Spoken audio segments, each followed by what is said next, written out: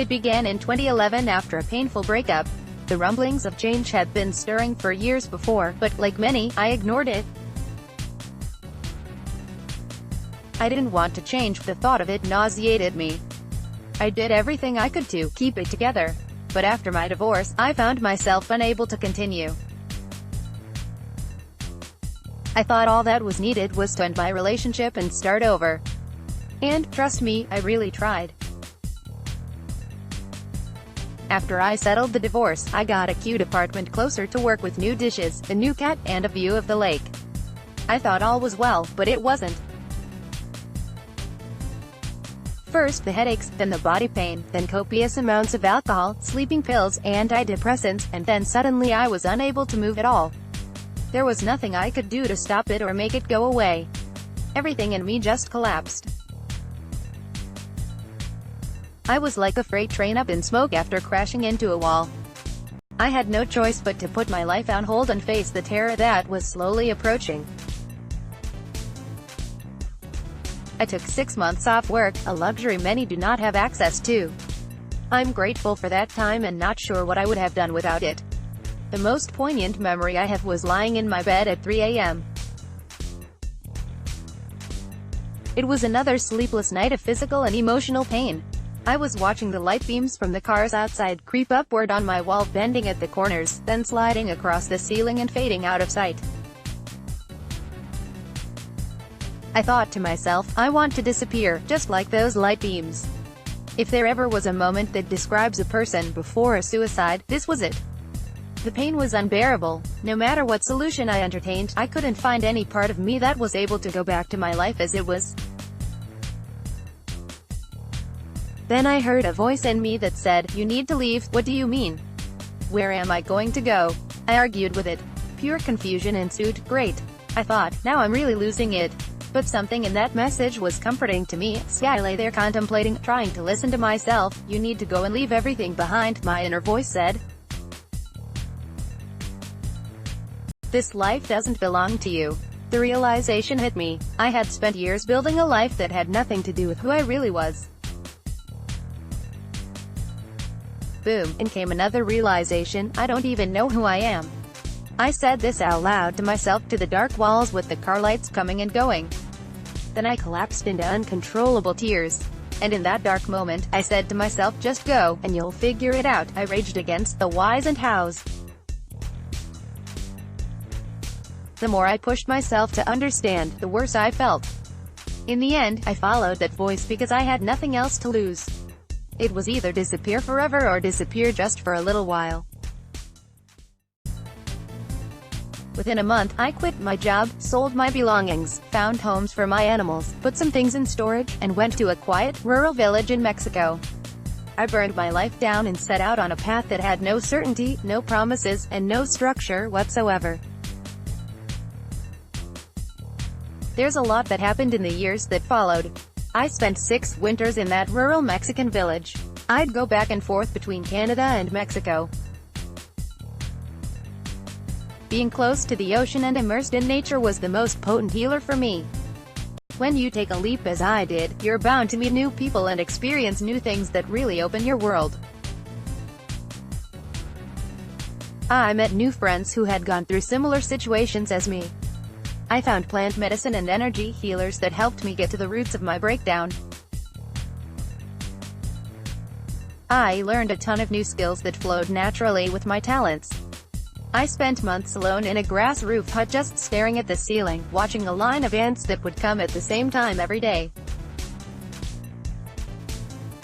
I changed my diet, quit drinking alcohol, and gave myself permission to feel everything. I connected deeply with myself and slowly found my way toward a more authentic life. In those years, I went in and out of deep depressions but was always seeking to learn and grow. Every time I came up out of the dark, I felt a little more clear.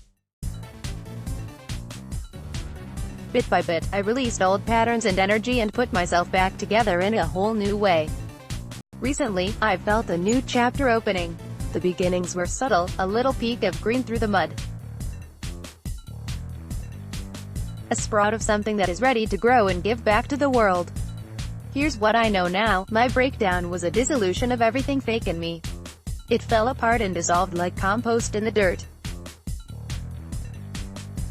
I had to stay there for a while, churning with the worms. People thought my living in the dirt pile was vile and irresponsible, but it wasn't. It was a resting place for my mind, body, and soul while I shed the stuff that wasn't me anymore. It was a sort of death, if you will. But I assure you, I'm very much alive. Those years were the laying of fertile ground, out of which I'm now growing.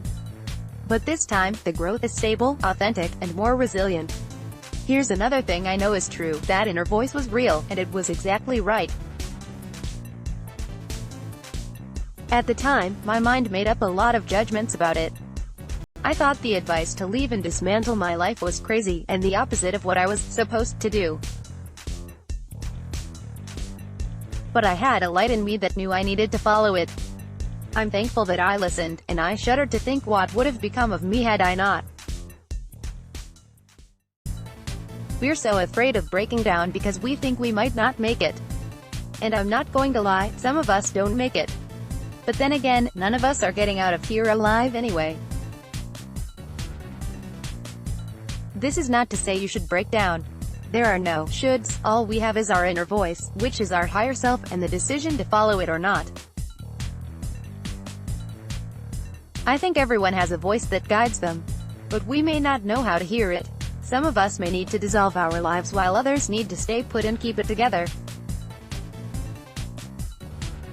We each have a reason for being, and our paths are not the same. For me, I needed to start over, and I needed to get some distance from my hometown to do it. I needed nature and plants and to be alone. I needed to find my creativity again, and for some reason that meant completely dismantling the barriers and constructs that shaped my world. We are so reliant on these structures that when they become shaky, we often lose our grounding mentally and physically. Unfortunately, our breakdowns are often lumped under the umbrella of mental health issues. And while this may be true to some extent, it's not the whole story. Coming to terms with a false self that was created through trauma or societal pressures doesn't necessarily constitute mental illness. And while breakdowns are frightening and destabilizing, they may also be, dare I say it, normal. As a former mental health nurse, I'm aware that mental illness can be destructive when stigmatized and untreated. But we need to understand more about what is an illness and what is a normal path of discovery from a false self to a true self. It's important to know that we have a beautiful consciousness that is so disregarded. We have a powerful intuition and a wise higher self. You can call that God, a wise inner being, spirit guides, or whatever deities you worship. I believe they're all trying to guide us to our true selves. We're living at a time when virtually no one knows who they are anymore.